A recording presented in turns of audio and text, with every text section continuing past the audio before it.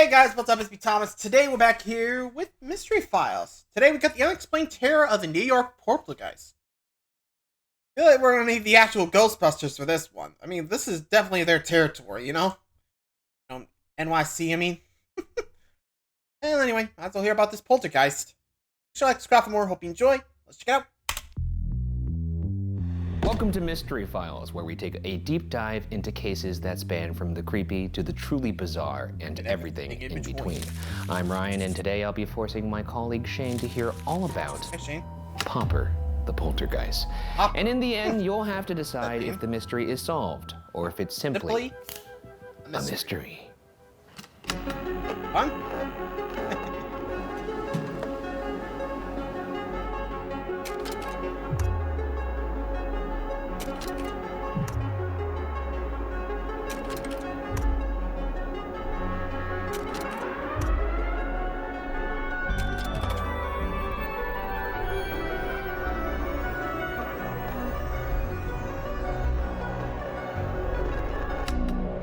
Go.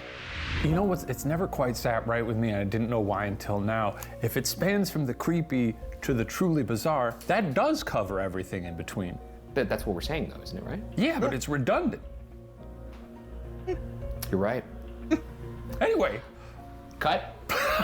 Popper the Poltergeist. That's why you're wearing your little ghost costume today, right? That's right, I can't legally talk about ghosts unless I'm in uniform. Okay. Well. Nor can you, so where's yours? I don't have it. In your pockets. You checked your I don't have one. All of our outfits are just to add water. They're very small, and then we Well, I didn't know what Can you we were imagine talking that was about. a thing, true. though? If I did, I would have worn my ghost file. I think I left my... Oops. Sorry. The day was February Hey, 3rd, 1958, on a cold and unremarkable afternoon in the quiet suburb of Seaford, Long Island. Nestled amongst the neighborhood's quaint public parks and tree-lined streets sat a comfortable three-bedroom ranch-style home, still bright and freshly adorned with white and green paint from its construction 5 years prior. It was here the Herman family resided. They were a picture-perfect, ordinary family in every sense of the word, except for the terrifyingly extraordinary ordeal they were about to encounter for the next month of their lives. Mrs. What? Weird-looking people. That's not nice. I mean, these aren't stock. These are the real people. I say that as a weird-looking guy. That he looks like a vampire. Certainly. He does kind of look like Bela Lugosi. Yeah, I guess I don't really have anything to say about the lady in the middle, and then you got a little Culkin boy on the right. This does look a little bit like Rory, doesn't it? Rory Culkin. Yeah. Or Kieran. Mrs. Lucille Herman, a registered nurse, was home by 3:30 to welcome her two children, 13-year-old little Lucille and 12-year-old James, home from their day at school and to begin preparing her family's dinner. No sooner had the kids walked through the kitchen door when madness erupted. Throughout the house, a series of 6 tiny synchronized explosions sounded off. Bottle tops and caps flew into the air as liquid spewed across the room. In the basement, a bottle of bleach was upended. In the kitchen, liquid starch spilled forth. In the bathroom, bottles of shampoo and medicine burst open. In the primary bedroom, a bottle of holy water met its unholy end. 30 miles away in the heart of New York City, 42-year-old Mr. James Herman sat at his desk in the Air France office, where he was having a perfectly normal day at his job as an airline representative. That's when he got the call from his wife. "All the bottles in the house are blowing their tops," she exclaimed through the phone. Yeah. Popper. All the bottles popping like it's New Year's Eve. What do you think about this so far? Have we ever gone to a house where all the bottles in it at the same time exploded? No, I think this is made up. I think these people are liars. Okay, well, you can't insult the family 2 times within the first 10 minutes. I didn't insult them. I said they were weird. Well, I insulted them. Yeah, you insulted their looks. Weird looking, and then you insulted their integrity. Bunch of weird looking liars, if you ask me. It's hard to believe. Yeesh. Based on our experiences and knowing that, ghosts struggle to tickle your little belt. They Your didn't little tickle teeny it. tiny They jiggled belt. that baby. Yeah. They jiggled that They belt. didn't Big tickle time. it. They Told you jiggled that. it. No, it seems like it takes a lot of energy for them to do anything. So this is pretty far-fetched to me. But If this happened to us, though, would you say ghosts are real? yeah, The family was shaken. No one saw the bottles move, and all were shut tightly, sealed in metal or plastic. But this incident was just the beginning. An epidemic of pure chaos and hysteria would overtake their home for the next month, leaving them hardly a minute of peace. Yeah, honestly, the whole all the bottles just popping off like that? Literally, I might add. Still, what the hell? I would have been like, what the hell is happening in this place? Anyway. Bottles continued to shatter, spraying potentially harmful chemicals like nail polish remover, peroxide, rubbing alcohol, and bleach throughout the house. Objects began to hurl through rooms, including the sugar bowl, a plump globe, and a portable phonograph making an absolute racket, causing damage to the walls and the woodworking. A heavy bookcase carrying a 25-volume encyclopedia, which alone weighed over 75 pounds, was upended. Why did you say a plump globe? Well, doesn't it look rather plump? It does. As opposed to a skinny globe. No one wants a skinny globe in their house. How am I going to find Antarctica on that? Globes are all as plump as each other, but Everyone knows when you say Extra globe, plump. you have to describe that. No one's ever said that. It is plump, and it's you a have to do new this with your phrase. hands. It's a It's a plump new- globe you got there. It's my favorite thing you've ever said. Okay. The situation was out of hand. Their attacker remained seemingly invisible. The family needed help. On February 11th, 1958, 8 days after the disturbances started, county police assigned an officer to take on 24/7 full-time duty of the Herman family's case. This man was Detective Joseph Tozzi. Within days, Tozzi had put together a 55-page dossier on the now ongoing stream of incidents, all of which he made sure he was informed. He interviewed witnesses, recorded times, and took accounts from all angles prior to and post-occurrence. During the supernaturally charged month in the Herman home, lasting officially from the first incident on February 3rd to the last known incident on March 10th, there were 67 distinct mysterious events noted. Strangely, incidents only occurred when members of the family were home and awake. Times when the children were at school and the family were asleep remained peaceful. Most of the haunted cases that we cover, when do they usually happen? At night. What are the people usually doing? Sleep. And what does that mean it usually is? Dream. Or, you're like, I saw a hat man in my room. Sleep paralysis. There it is. Okay. Now they were asleep, and that's when things were peaceful. So this is actually a little, it's running contrary to what we normally would see. Hey, leave the house. Go for a walk. Get a job. Bottles and other. Okay, the fact that it's just like happening when the family was awake and at home, yikes, they were targeting the family there. Like, and like even the detectives, like 7. Please, wait, did all the members have to be there, or was there just one? I mean, then again, the dad was at work, so probably at least one member. So, anyway. Their affected objects were taken to the police lab and were quickly found to contain no foreign matter. Structural issues with the house were ruled out. An electrician was consulted, and the Long Island Lighting Company checked wiring, fuse panels, and ground wires. The storm cellar was checked for adequate circulation and pressure. Tozzi himself studied every outlet, oil burner, water leader, and electrical insulation from basement to attic. Even the state of the TVs were considered, all of which were conclusively incredibly ordinary. I mean, if we're watching Poltergeist, that was the culprit, right? The TV. Good of them to check all these things. Right? This is exactly They what are you would thorough. do. Yeah. And when you find nothing, you're like, I don't know how those bottles popped. And then you say, You're liars.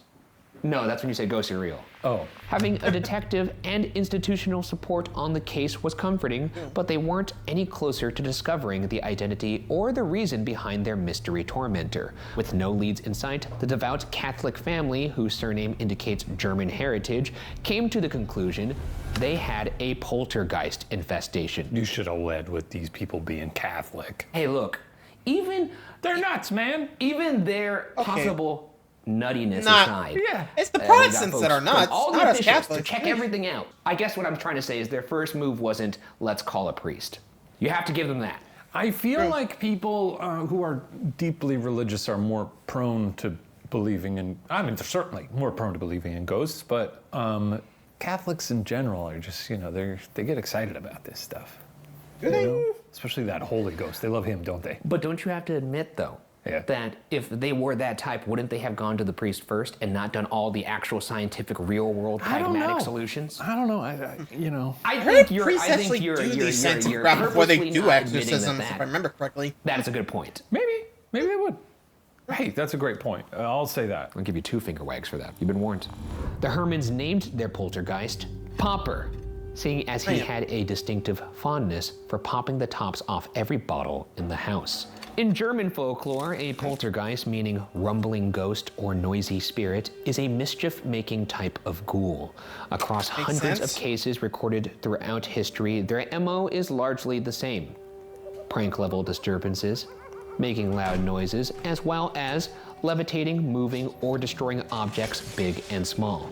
Some particularly nasty ones may get physical, pinching, biting, hitting, and tripping, setting fires, or causing electrical issues. Foul smells are sometimes associated with poltergeists. Unsurprising, as a good fart joke is the bread and butter for amateur pranksters everywhere. As the incidents continued to ramp up in severity, the Hermans needed to get a professional on the case. And who better to expel a spirit than a priest? Enter Father William MacLeod of the nearby St. William the Abbot Church, who performed an exorcism with devout prayer as he sprinkled holy water in each of the Hermans' 6 rooms. His prayers went unheeded. Phantasmic experiences continued to abound. A spiritual war was being fought in a Long Island suburb, and God-fearing, gossip-mongering locals were getting restless. Small-town media coverage of the ghostly tale was soon picked up by major outlets. Time, the New York Times, and Life were all peddling the story, causing a national sensation. Soon, reporters and curiosity seekers were huddled outside the house all the dreary winter month long, hoping to witness some poltergeist action. It's a funny subheadline there. Where hell's a poppin'. Hell's a poppin'. It's pretty good. You can't argue with that. That's just good. Hell's up and jumping, it says. Kind of annoying, a bunch of people looky-loos outside your house. What a looky-loos would make me feel more comforted, though. I'd be like, hey, there's more people around. Potential witnesses. Check it out. Do you think they're still lying? This feels like a big lie. I'm always trying to reconcile, do people like attention even if it doesn't necessarily Benefit bring them monetary gain? No, it would not. Like Jeff the UFO? Mongoose, those people did not seemingly gain anything at all from it. But I got the hunch that they liked the attention. These folks, I don't think so. You don't think so? It's a lot of trouble. Have you ever had somebody like inspectors come to your they have to come check your gas line or yeah, your it's fun. You chat? No, I don't like it. I like to chat. They usually are late. I know all their names. No, you don't. Yeah? Yeah, what's his name? Harley. That's pretty good. So essentially, they've done everything they can to this point, except you're gonna like what's coming next. Oh boy. The men of science Dance. came next, including psychologist J.G. Pratt, then in his graduate program, who investigated this case with the backing of his advisors at the parapsychology laboratory at Duke University, where an academic approach to alleged psychic phenomena was being studied. On Pratt's arrival in the house, he immediately was brought into a chaotic scene. Detective Tozy, his superior Sergeant McConnell, and young James were staring at the wreckage of a record player that had been hurled 20 feet from the table it usually sat. By protocol, everything remained untouched until Tozy could investigate, and James, who had been studying, reported only catching the motion out of the corner of his eye. He then heard the noise as the machine smashed into a staircase banister. At this point, it's not just the family seeing these things. There's like officials there and everything like that. Yeah. So a corner of his eye? James did. Oh. But I mean, like, there's 2 detectives there now, and then... I don't know, here's the thing. And J.G. Pratt, a man of science, walks in as they're looking at the wreckage. Sure, yeah. This is all from an era, this is my thing with ghosts. This is the last thing I'll say about ghosts for the rest of my life. My thing is, we live in an age where you can rig up a place with GoPros. You can put them in every corner of every room. Any place that is haunted, and we've had that technology, a decade plus now? Yeah. A haunted house should be able to be fully monitored and captured right now. You can put cameras in a haunted house and get everything. Yeah. Hasn't happened. This is from an era where they obviously couldn't do that, so I'm just skeptical of any, of all this. But cool. The accusation you're lobbing, ever so kind of veiled here, is that they have rigged up the house and they're fooling the officers here? Is that what you're getting at? Certainly a possibility, yeah. Minutes later, after James was excused and the men continued their discussion, there was another incident in the kitchen. Mrs. Herman had just laid out a plate of bread, left the room briefly to answer the door, and when she came back, the bread was all over the floor. The plate careened to a far corner of the room. Once again, James was present, but had not seen the event until after it had occurred, noticing only when the plate hit the floor. In this single afternoon, Pratt had borne witness to 2 fairly typical examples of disturbances in the house for a number of reasons. Number 1 being, during very few of the instances was the actual action of levitation or explosion actually witnessed. Most were only noticed in the moment of the aftermath. In fact, in only 4 out of the 67 cases did the family or guests in the home actually see the event and moment of impact. One of these rare occurrences took place on Saturday, February 15th at 7:40 p.m.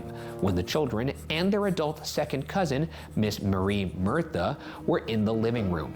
Miss Murtha reported seeing a porcelain figurine leave an end table and fly 2 feet through the air directly at the television set. The figurine fell with a loud noise to the floor 6 inches from the TV, but did not break. She described the moment saying that just as she was about to speak to James, quote, "I saw the female figurine wiggle like that of a worm cut in pieces. As it went in the air, it looked like a small white feather," end quote. She said there was definitely no one in the room close enough to touch the figurine or propel it in any way. As a man of science, Pratt wrote of the testimony she gave him, quote, "Miss Murtha impressed me as being level-headed and intelligent. She said that her idea was that the things which had been happening in the house must have an electrical cause. She did not believe that anything supernatural was involved. She lamented the publicity and was afraid of its effect on the children," end quote. Thoughts on that? The ghost people will always be like, oh, if you don't have anything to say to it, you must think it's true and are like trying to wriggle out of it. But if you don't believe in ghosts, then you just assume the failings of human perception or people lying about things, or it's certainly cool. I don't think it's ghosts, but is this episode supposed to be us arguing about ghosts the whole time? No, but it's certainly going to turn into that. It's going exciting. to turn into that. This brings us to big common factor number 2, being that in most cases, the mysterious occurrences appeared to center around Herman's son, James, who was present for nearly every incident, and as noted, the house was quiet when he was asleep or at school. James was described as, quote, "an intelligent and likable boy who seemed frank and honest." But as in the nature of any 12-year-old boy, many assumed he was just at an age where rampant tomfoolery was to be expected, and his parents and the police were quick to accuse him of taking his pranks too far. We got a little nasty boy on our hands. Well, what do you think Potential here nasty now? boy. I think based on the fact that it only seemed to happen when people were awake, it's probably the little boy. Okay. Up to his little tricks. Or the family as a whole is like having fun. And with that, we Corkboard get into the theories. It's time for the corkboard. Go. You got. Level with me. What is the mystery here? Is this a ghost? Is this a hoax? That's pretty much it. Is it a secret third thing? Is it a secret third or fourth thing? That's exciting. Maybe it's aliens. What if it's, sometimes it's gas? Yeah. A gas leak? That's right. Sometimes it's mold. Yeah. This is all. I don't know why I don't think mold would can live take you know, things, okay? mold No on a offense. globe fly across the room. Mold does a lot of things. Which one should we start Does with? it? Let's go. Let's mix it up and do theory 3 first. No, we're gonna start with theory 1. Okay. I don't even know why I gave you that option. Theory 1 First up, a hoax. was a hoax, folks. Look at those mischievous little eyes and that mischievous little smile. Jimmy Jr. Which brings us to our first theory. It was all James's fault. So there's a duality to this theory, and that makes it a little bit more nuanced. Was James the poltergeist, or was he the supernatural conduit that brought the poltergeist to the house? The day after Detective Tozy was assigned the case, both children were interviewed and warned, quote, that it would be a grave matter if they were found to be implicated, end quote. Why? Because they wasted everyone's time? Yeah, because they fucking got the police down there. They have all. That's they sort have, of on the police, though, They isn't have it? the folks from like the lighting company coming down to, you know, go boop boop and all pretty that funny, shit. yeah. It's not funny. Maybe they wanted to like get them. movie rights, you know? Sell their story. What about that? I don't think so. Seeing as how this happened in the 50s and Poltergeist came out in 1982, quite the long time to wait. Right market for it, though. They were probably all dead by then, at least the parents were. No, what I'm saying, that you know, no good ghost movies out then. What do they got, like House on Haunted Hill with? Yeah, but it didn't big come old out to skin? the 80s though, if Yeah, you were right. 58, not the And 80s. they're not aware that the movie Poltergeist will come out in 30 years. But that is what you were saying, to No, sell I'm the saying, movie rights. Yeah, you're I'm literally not saying saying they could that. just sell Come on, their dude. story. But they didn't, is what I'm getting at. I know, but I'm saying maybe they wanted to, but then people started getting too close to the truth. Okay. Doubt it. At one point, the detective even purposefully falsely accused James, saying he had seen the boy throw an object, claiming he had, quote, proof that James had caused many of the events and that it was time for him to admit it without further delay, end quote. James, brought to tears at the police's accusations, continued to insist that he had nothing to do with the incidents. Overwhelmed by the stress of the entire situation, Mrs. Herman and the children, who were already not sleeping out of fear, were brought to a family friend's house to stay overnight. That being said, just because James denied being involved, that doesn't mean his presence wasn't a factor. But by the way, actually, we'll just stop right there. What do you think about that? They purposely were like, we know you did it, James, and he still held strong. Like, he cried. A 12-year-old boy cried. Was like, I didn't do this. Kids cry and lie all the time. Yeah, but he would have to be like a sociopath to still be like, I didn't do it. Look at his cold, dead eyes. Those are the cold, dead eyes of a sociopath. I don't think so. Put yourself into the mindset of a 12-year-old. If the police and your parents were saying, Shane, we know you did it. It's time to fess up. Your dad was like, he puts a hand on your shoulder. Shane, it's okay, son. We know you did it. You could tell us. And But I'm not a little stinker like this guy. You know? I'm just saying, a I can't put 12-year-old, myself a in- 12-year-old. Yes, but if we're accepting it, then we're also accepting that he's lying about all this in the first place. but So he's a nasty little stinker. I don't think a 12-year-old would be That's able a to- Imagine, stinker. but I don't think still. he'd be able to hold up to that kind of pressure. I think 12-year-olds have murdered. Well, I mean, that's a part. Are you saying he's a murderer now? No, I'm just saying. You called him a weirdo, a liar, and a murderer now. 12-year-olds are capable That of you have, horrible Shane, that you things. have. Some of them are very nasty, and I'm not saying that Jimmy Jr. is, but I'm saying it's possible that he could lie about this and be a nasty little stinker about it. I don't think so. I don't think so. I think none of It's that. certainly more plausible than, you know, a ghost. Okay, let me ask you this then. I know we're getting Okay. deep into this right now. All right, that's How does a fine. It's the basement. This is a How- safe space. We're still friends. How does a 12-year-old toss a 75-pound encyclopedia by himself across a room? What the fuck are you? There's no Did you not miss that? Did you miss that detail? There was a 75-pound encyclopedia that got tipped over. There is no encyclopedia that exists that is 75 pounds over. A full shelf. Sure. That included that. That wasn't the only thing on it. I don't know. It's easy to knock a shelf over. He also threw a Some 25-pound. 12-year-olds are big. He threw a 20-pound record player across the room? That's crazy. Look, Could you man, do that? Did anyone witness that? Yeah, that was when the psychologist came in and then the... And it was already on the floor broken? Yeah, but even Okay. still, he would have to throw it himself, and the detectives were in the room, and they didn't see it fly, but they saw the aftermath. I'd love to see a ghost do that. Would really love to see a ghost. I'd love to see a 12-year-old. You'd love to see a 12-year-old. People in the comments, have your 12-year-olds take a 20-pound dumbbell and see how far they could throw it. We'll have a 20-pound throw. I bet we get a video of that sooner than a ghost doing anything. I bet you we won't. I bet you we won't. I bet you they I can't. bet you boy. we won't. I bet you we wouldn't. Parapsychologists like Pratt and his colleagues at Duke postulated that poltergeist phenomena may be linked to a phenomenon known as psychokinesis, which, by the way, unproven. But anyway, by this theory, repressed emotional energy, which can be particularly potent in teenagers, could be linked to a capacity to physically move objects. In a study of nearly 500 cases of unexplained poltergeist-like activity, most of them, quote, centered around someone near the age of adolescence.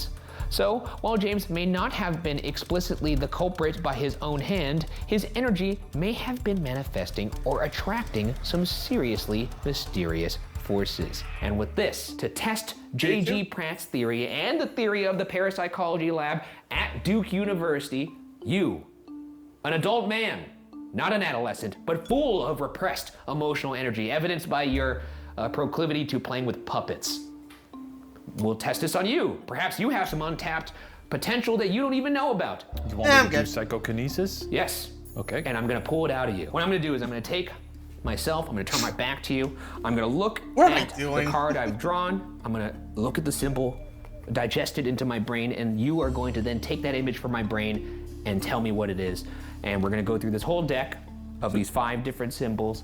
And just to be clear, the average chance, like random chance, would be 20% accuracy. So if you could get better than 20%, maybe you have some untapped potential here.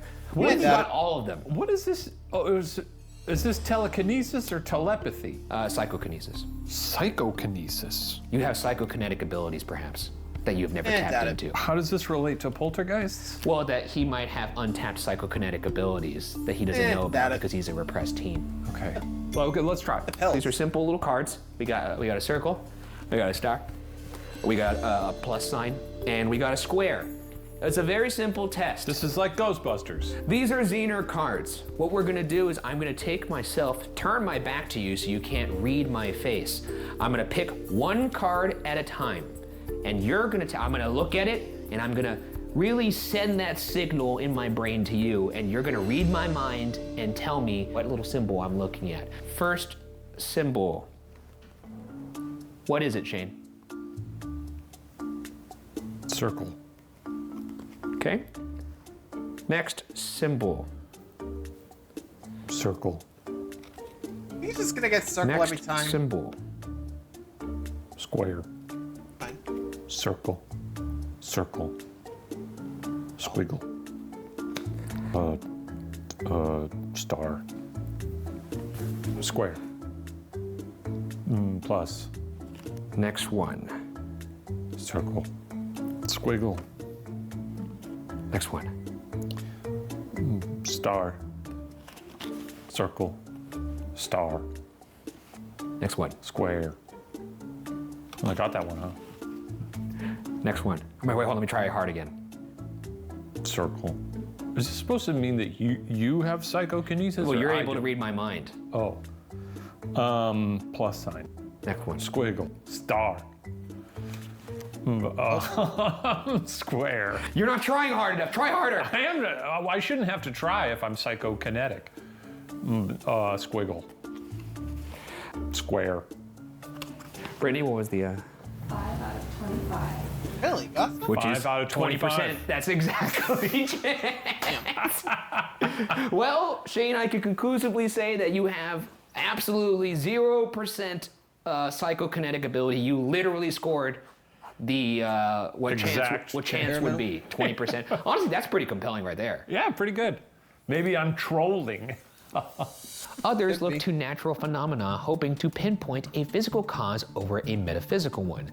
They consulted academics, hoping to lean on pure science for answers. A conference with the Nassau Police Department was even held at the Adelphi College with members of the science department, though none dared to put forth any suggestions. Which brings us to a series of other theories of a more scientific nature that the ever-determined Detective Tozy looked into. Theory number 2. Number 2.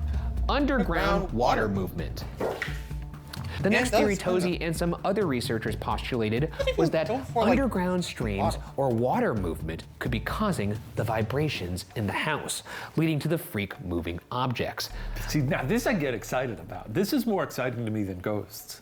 Ouch. Because Like what? Well, buckle up. Okay. The Seaford Fire Department checked a well in front of the house and, quote, found no radical change in the water level in the past 5 years, end quote. The town of Hempstead Engineer's Office sent maps of the area from before the house was built, but, quote, no water or streams were shown, end quote. A technical specialist named Robert E. Zeider from the prestigious Brookhaven National Laboratory even brought a dowsing rod, a divinatory tool used to try to locate groundwater, metals, gemstones, oil, alleged radiation, and earth vibrations, hoping to prove that water was unsettling a magnetic field beneath the Hermans' home, but had inconclusive results. Notably, dowsing rods themselves are largely considered no more effective at predicting scientific outcomes than random chance. Seems like this theory doesn't hold much water.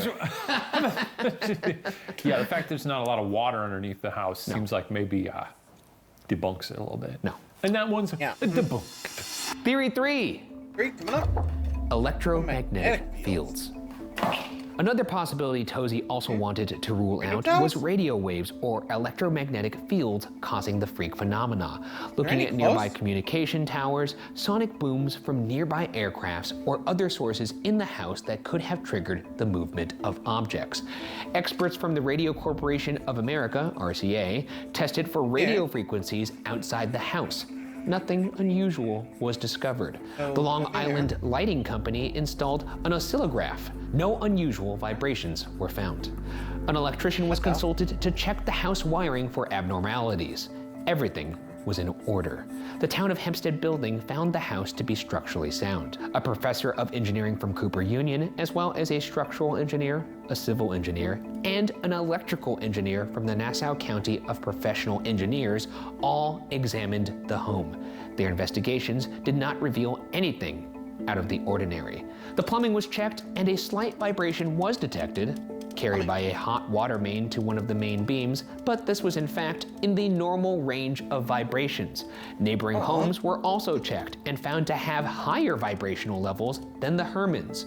The TV antenna was even removed from the chimney, and a small crack was closed near the house's foundation to eliminate possible vibrations. This is all to say the leading scientific theories at the time were pretty extensively studied, and the available evidence was not definitive by any means. Now this has to please you. I mean, this is like, I don't know what more they could have done here. Very thorough. Incredibly thorough. Which, I mean, sort of backs my belief that it's probably just a hoax perpetrated by the residents of the house. Here we go again.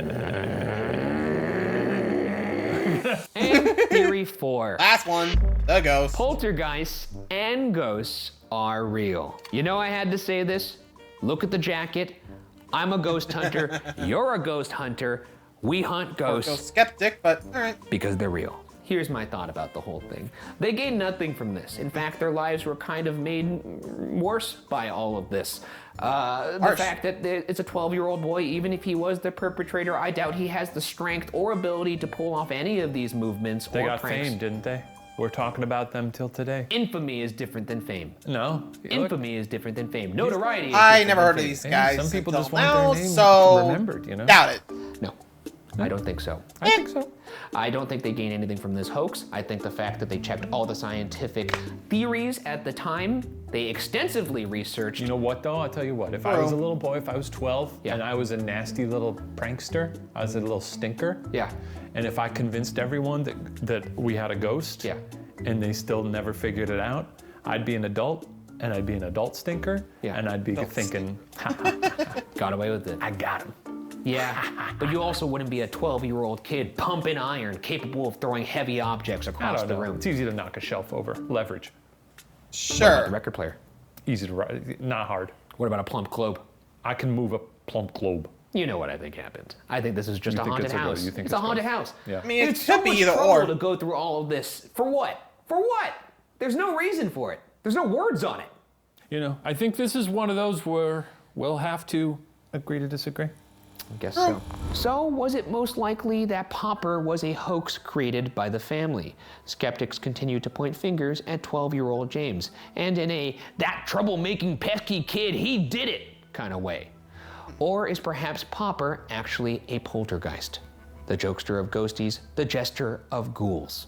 Regardless, the case But of Popper the That's Poltergeist gonna be remains it as now, ever because it's gonna be a mystery. Oh, shoot. No. Thought we'd get that one. I mean, I don't think it's a mystery. I think it's pretty clear what happened, but I legally have to say it's a mystery. But this one's solved, folks. It's a ghost. It's not solved. It's Legally, solved. you have It's to say solved. no. Look it's at not the solved. badge, dude. It's not. I'm a ghost hunter, and I'm telling you right now, this is a ghost. And that's gonna be it. So, yeah.